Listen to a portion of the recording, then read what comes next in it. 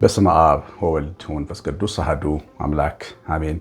ተወዳችሁ የተባረካችሁ በክርስቶስ ሰማያዊ በሆነ ስፍራ መንፈሳዊ በሆነ በረከት የተባረካችሁ በውድ ልጁ በጌታችን በኢየሱስ ክርስቶስ መስቀል ላይ በከፈለልን ዋጋ ዕዳ ተከፍሎልን የዳንና የተረፈ ሕዝብ የእግዚአብሔር ልጆች ተብለን እንድንጠራ አብ እንዲህ ያለውን ፍቅር የሰጠን ሕዝቦች መንፈስ ቅዱስ በ40/80 ቀን የዘላለም ማኅተም ሰጥቶ ልጆች አድርጎ የተቀበላችሁ ሁላችሁ እግዚአብሔር ልጆች የቅዱሳን ቤተሰቦች የእመቤታችን የቅድስተ ቅዱሳን የእመቤታችን የቅድስት ድንግል ማርያም ወዳጆች ልጆች ሁላችሁ እንደምን ቆያችሁ?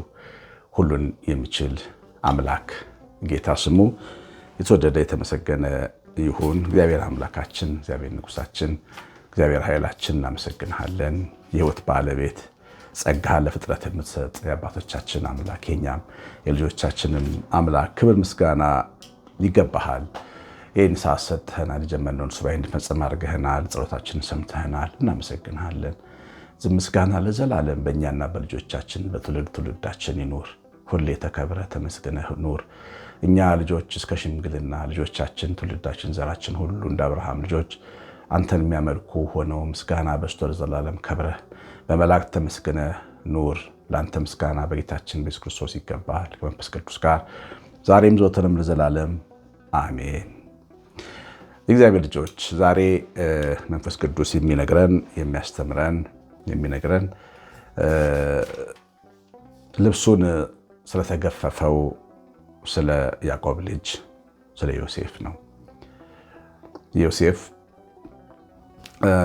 መጽሐፍ ቅዱስ ላይ በጣም ሰፊ ምዕራፎች ያሉት ታሪክ ያለው እርግጥም የሚገባው ሰው ነው።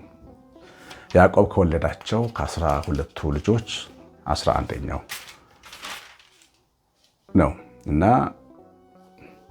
ከዘፍጥረት መጽሐፍ ምዕራፍ 37 ጀምሮ እስከ ምዕራፍ 50 ድረስ የዮሴፍ ታሪክ ተጽፎ ይገኛል። እንግዲህ በጣም ብዙ ምዕራፍ ነው። በትንሹ 13 ምዕራፎች ያክል ይዛል ዮሴፍ ታሪክ እና ከሌሎቹ የአበው ታሪኮች ከነ አብርሃም ከነ ይስሐቅ ከነ ያዕቆብ ሰፊ ድርሻ ያለው ታሪክ የተጻፈለት ሰው ነው እና ይሄ ሰው ራሔል የምትባለዋ ቆንጆዋ መልከ መልካሟ የላባ ልጅ የወለደችለት ነው ለያዕቆብ። በጣም የሚያፈቅራት ሚስቱና ሚስቱ በጣም ያፈቅር ስለነበረና በወሊድ ምክንያት ስለሞተችበት ሮቤልንና ዮሴፍ የመጀመሪያ ልጇ ነው፣ 11ኛ ልጅ ማለት ነው። ቀጥሎ ሮቤል የሚባለው ማነው ቢንያም የሚባለው የመጨረሻው ልጅ ሲወለድ ቢንያም ስትወልድ ነው የሞተችው ራሔል።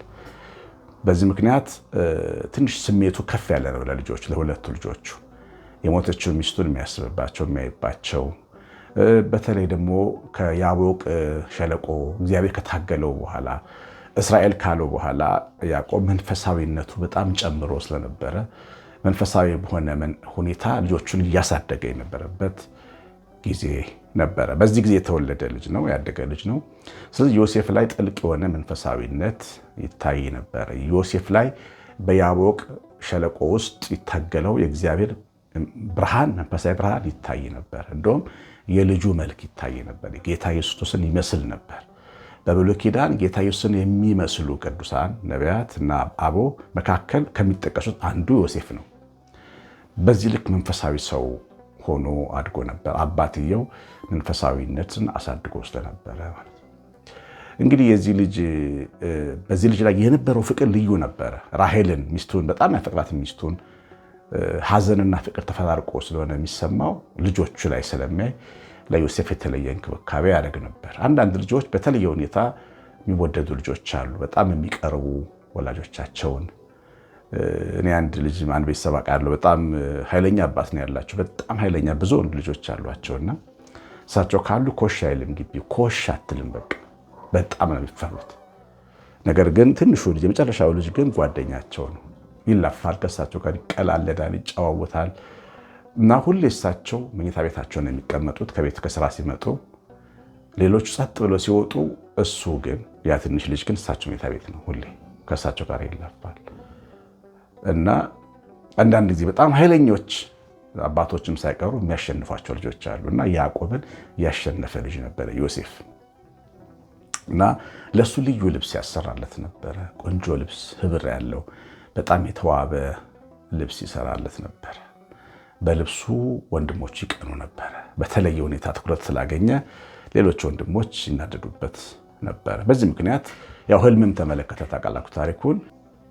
ተደራርቦ በቃ ዮሴፍን ጠሉት እና ያው እንደምታውቁት በበረሃ ውስጥ ሊፈልጋቸው በሄደበት ልብሱን ገፈው ጉድጓድ ውስጥ ጣሉት ማለት ነው። መጀመሪያ ያደረጉት ልብሱን ነው የገፈፉት እና ዮሴፍ 2 ጊዜ ልብሱን ተገፏል። አንዴ በወንድሞቹ በህብር የተሞላችን ባለቀለም ልብሱን ተገፎ ራቁቱን ጉድጓድ ውስጥ ተከቷል። ይቅር ማለት ያቃታችሁ ሰዎች በደንብ እንድትሰሙ ይፈልጋሉ። እግዚአብሔር ልጆች፣ ሰው ለማስታረቅ ሄጄ አንድ ቦታ ወጣቶች ወንድማማቾች ተጣልተው እግዚአብሔርን ቃል የሚያውቁ ናቸው እና አንደኛው ወንድም ግን ትንሽ የተበደለ ነው፣ ግን ነገሮችን በጣም አምርሮም ይመለከታልና ምዕራፉ አለቀና ከሚታረቃቸው ወንድሞቹ ጋር ሲመጣ ሲቀመጥ በጣም ተቆጣ። ሲያቸው በጣም ተቆጣ። እምቢ ያለው በቃ እምባው ፈሰሰ። መታረቅ እምቢ ያለው እና እኛ ምንድን ያልነው ዮሴፍን ያስታወስ ነው። አንተ ግን ከዮሴፍ ታንሳል ትበልጣለህ። ዮሴፍ እኮ ራቁቱን እኮ ነው ጉድጓድ ውስጥ ጨምረውት ሊገሉት ነበር። ገንዘብ ያወጣል ብለው እኮ ነው የሸጡት። ኦልሬዲ ገለውታል እኮ ወንድሞች። ከዛ በኋላ ያለምንም ርኅራኄ ለማይታወቅ ሰው ሸጠውታል። ወንድም እንዴት ይሸጣል? እንዴት ወንድም መሽቶ እንኳን ሲያመሽ ያስጨንቅ የለ ወይ? ግን እንዴት አድርገው ጨክነው እንደሸጡት አላየህም? እነዚያን ሰዎች ግን ምንድን ያላቸው?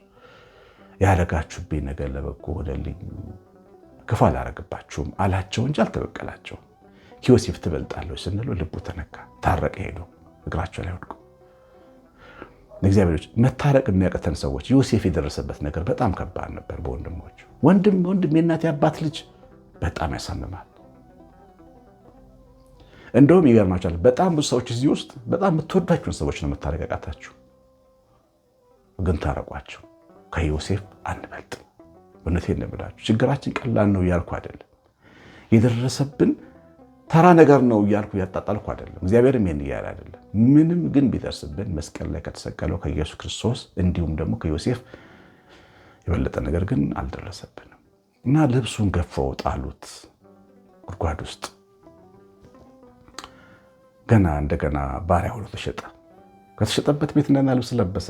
ጲጢፋራ በሚባል የፈርዖን አዛዥ በሆነ ሰው ቤት የገባው በጣም ታማኝ ነበረ። እግዚአብሔር ከሱ ጋር ነበረ። በጣም ይገርመኛል። የዮሴፍ ልብ ማን እንደሰበከው በነገረኝ ይላሉ። በቃ ይህንን አይነት መንፈሳዊነት ፕራክቲካል የሆነ በተግባር የሚታይ መንፈሳዊ የአፍ አይደለም፣ የእውነት እግዚአብሔር ፊት ጠንቃቃ፣ ሰው በሌለበት ታማኝ ነበረ ዮሴፍ እና ታማኝነቱ፣ ጨዋነቱ፣ ወጣትነቱ፣ ጉብዝናው፣ መልከ መልካምነቱ በሚስትየው ጥቃት ስር እንዲገባ አደረገው።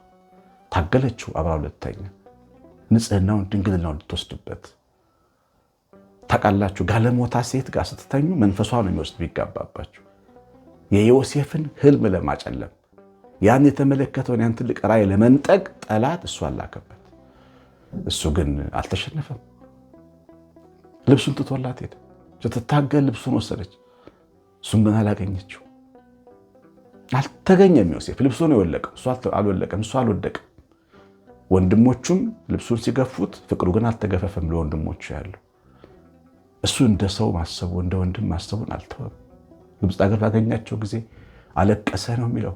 ሳያቸው ልብሱን ገፈውታል። የእሱ ወንድምነት ግን አልተገፈፈም። የእሱ ፍቅር ግን አልወደቀም፣ አልተለወጠም። የሚደርስብን ነገር ሊቀይረን አይገባም። የሚደርስብን በደል፣ የሚደርስብን መገፋት፣ የሚደርስብን ክስ፣ የሚደርስብን መከዳት እኛን ሊቀይረን አይገባም። የጠላት ግብ ይሄ ነው። እኛን መቀየር ነው ዓላማው። ልብሳችንን ገፎ ፍቅራችንን፣ ታማኝነታችንን መክፈፍ ነው የሚፈልገው። እምነታችንን መክፈፍ ነው ከላያችን የሚፈልገው። ገንዘባችንን ገፎ ሰው ማመናችንን አብሮ ሊገፍብን ይፈልጋል። ጠላት ሀሳቡ ይሄ ነው። ዮሴፍ በደንብ የገባው ሰው ነው ይሄንን። ራሱን ግን አልጣለም። ለወንድሞቹ ልብሱን ቢገፉት ፍቅሩ ግን በእነሱ ላይ ያው ነበር፣ አልተገፈፈም። የጲጢፋራ ሚስት ልብሱን ብትገፋው ቅድስናው እዛው ላይ ነበር፣ አልተቀየረም። የደረሰበት ነገር ማንነቱን አላጠበውም፣ አላቆሸሸበትም። የእግዚአብሔር ልጆች ምንድን ነው የምንማረው ታዲያ? አንዳንድ ጊዜ ለጥፋታችን ምክንያቶች እንሰጣለን።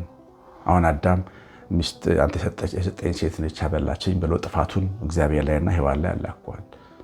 ለታማኝነቱ መጉደል ራሱን ተጠያቂ ማድረግ የነበረበት። ሁኔታዎች ግን ቀየሩት አዳምን። በጣም ነው ሁኔታዎች ከቀየሯቸው ሰዎች መካከል ትልቅ ምሳሌ የምናደርገው አዳምን ነው። የዋህው አዳም በአንድ ጊዜ ቁጡ አዳም፣ ፍሬ አዳም ሆነ ማለት ነው። ከሳሽ አዳም ሆነ። ምክንያት የሚያበዛ አዳም ሆነ። ተከራካሪ፣ ከእግዚአብሔር ጋር የሚከራከር በትህትና ዝቅ ብሎ ማረኝ ከሚል ይልቅ የሚከራከር ፊት ለፊት የሚጋፈጥ ደፋር አዳም ሆነ ማለት ነው። እና ማንነታችንን የሚቀይሩ አንዳንድ ፈተናዎች በሕይወታችን ሊመጡ ይችላሉ። እንደ ዮሴፍ ጸንተን ነው ባለንበት መቆም ያለብን። እንደ አዳም መተጣጠፍ የለብንም። ነገሮች አንድ ላይ እኛን እንዲያነክሩን መፍቀድ የለብንም። የእግዚአብሔር ልጆች አያችሁ፣ ማንነታችንን ምንድነው? ወጡ ሲማሰል ይበስላል አይደል? ምግቡ ወጡ ሲማሰል አያርም። እንድናር መፍቀድ የለብንም። እግዚአብሔር እሳት ላይ ሲያማስለን እያበሰለን እየጣፈጥን ነው የምንመጣው፣ እየተፈለግን ነው የምንመጣው። እና በህይወታችን ውስጥ የሚገጥሙን አንዳንድ ጊዜ ተግዳሮቶቻችን ከወዳጆቻችን ካልጠበቅናቸው ሰዎች ወይ ተገዶ መደፈር ሊሆን ይችላል። ተገዶ የመደፈር ችግር ያለባቸው ሰዎች ወንዶችን ሁሉ የመጥላት ሴቶችን ሁሉ የመጥላት ውጤቱ ያ ነው። ጠላት የሚፈልገው እሱ እንዲሆን ነው። ራሳችንን ቶሎ አስተካክለን ሐኪሞች ጋር ሄደን ታክመን መንፈሳችን መስተካከል አለብን። ይህ ጠላት ሀሳብ ነው፣ የእግዚአብሔር ሀሳብ አይደለም። ከዮሴፍ ብዙ ነገር ልንማር ይገባል። ጠያችሁ ውስጣችን የሚገፈፍ ነገር አለ። ድንግልናችን ተገፎ ይሆናል፣ ቅድስናችን ተገፎ ይሆናል፣ ታማኝነታችን ግን በቃ ያው ሰው መሆን ነው። እግዚአብሔር ዳዊት ምን ይላል? ስለዚህ ሲዘመር አንተ ግን ያው አንተ ነህ ይላል፣ አትቀየርም። እግዚአብሔር የሰራው ሰው እንደዚህ እንደ ዮሴፍ፣ እሱ ግን ያው እሱ ታማኝ ነበር። ድሮ አምናም ታማኝ ነበር፣ ዘንድሮም ታማኝ፣ የሚቀጥለውም ዓመት ታማኝ። አምናም ደግ ነበር፣ ዘንድሮም ደግ፣ የሚቀጥለውም ዓመት ደግ። ያው ማነጅ ይደረጋል ደግነት ታማኝነትም፣ ግን በቃ ደግ ነበረ። አምናም እግዚአብሔርን የሚያውቅ ነበር፣ አሁንም እግዚአብሔርን የሚወድ የሚያፈቅር ነው። ነገሮች መተውበታል፣ ግን ያው አይቀየርም። ልቡ አይቀየርም። እንደ አርሞኒየም ተራራ በኢየሩሳሌም ዙሪያ እንዳሉ ተራሮች ጸና ልብ ነው ያለው። እዛው ቦታ ነው ያለው፣ አይለወጥም። ሁኔታዎች ማንነታችንን እንዲለውጡ መፍቀድ የለብንም። ጥሩ ማንነታችንን፣ መጥፎ ማንነታችንን ሊቀይሩት ይችላሉ፣ እሱ መፍቀድ አለባቸው። ግን ጥሩ ማንነታችንን ግን መቀየር የለበት። በደንብ በስነ ስርዓቱ እግዚአብሔር በእኛ ላይ ባለው ዓላማ ጸንተን ተክለን መኖር አለብን። እግዚአብሔር ልጆች ይህን እንድንሆን ነው የሚያስተምረን መድኃኔዓለም። አያችሁ፣ ይህን ቃል እንድንሰማ የሚያደርገን ይህን እንድንሆን፣ ልብሳችን ሲወልቅ ማንነታችን እንዳይወልቅ ነው። ሰው እጁን ቢዘረጋብን በእኛ ላይ ሰውን ሁሉ መጥላት የቀላል ነገር አይደለም። አሁን ይሄ ስሜት እኔም ሰባኪው ተሰምቶኝ ስለሚያውቅ ነው። ሁሉ ሰው መጥፎ ነው አድርጎ ብሎ ማሰብ፣ የወዳጅ ጠላት ሲነሳ ወዳጅ የለም ብሎ ማሰብ ፈጽሞ እኮ ልክ አይደለም፣ በፍጹም። ጌታ ኢየሱስ ክርስቶስ አንድ ጠላት የሆነበት ሰው ነበር። እሱም ያስቆሮቱ ሰው ይሁዳ ነው። 11 ግን ታማኞች ነበሩት። እሱን የሚተካ ማቲያስ የሚባል ደግሞ ሌላ ታማኝ ተጨምሮ 12 ሆኑ። ጌታ ሰው ያጣ ታማኝነት ይበልጣል። አንድ ስለጎዳን ሁሉም ጎድቶናል ብለን ማሰብ ማቆም አለብን። አንዱ ልባችንን ስለሰበ፣ አንዱ ስለከዳን፣ ወንዶች ሁሉ ከሃዲዎች ናቸው ብለን ማመን የለብን። አንዷ ስለከዳችን ሴቶች ሁሉ መጥፎ ናቸው ማለት የለብን። አንዱ ልጅ ስለረሳ ልጆች መጥፎ ናቸው ብላችሁ አታስቡ። ወላጆች አንዲት እንጀራ እናት ስለጎዳች የእንጀራ እናቶች መጥፎ ናቸው ብላችሁ አታስቡ። ሁሉን ሰው በአንድ ላይ ጨፍልቆ ማየት አይገባም። ቢገፈፍም ልብሳችን እኛ ግን ያው እኛ መሆን አለብን። የሰማነውን በልቦናችን ጻፈልን። እግዚአብሔር ቸርነት፣ እመቤታችን ረድኤት በረከት፣ የመላእክት ጥበቃ አብሮን ይሁን። መንፈስ ቅዱስ ስላስተማረን ክብር ምስጋና ይገባዋል። ፍልሰታ ጾም መፍቻው ነው። ዛሬ መጨረሻ ቀናችን ነው። ነገ ፍቻችን ኪዳነ ምሕረት ናት። እናቶችን በመደገፍ ኪዳነ ምሕረት እናከብራለን። ድሃ እናቶች ባል የሌላቸው ልጆቻቸው ብቻቸውን የሚያሳድጉ እናቶችን እንረዳለን። 9114380 ስልኬ ላይ አሳውቁኝ። የእመቤታችን ረድኤት በረከት በድሆች እናቶች ላይ ነው የሚደርሰን። እንወቁ። እግዚአብሔር ባርካችሁ። ቀሲስ አሸናፊ ገብረማርያም ነኝ። ሰላም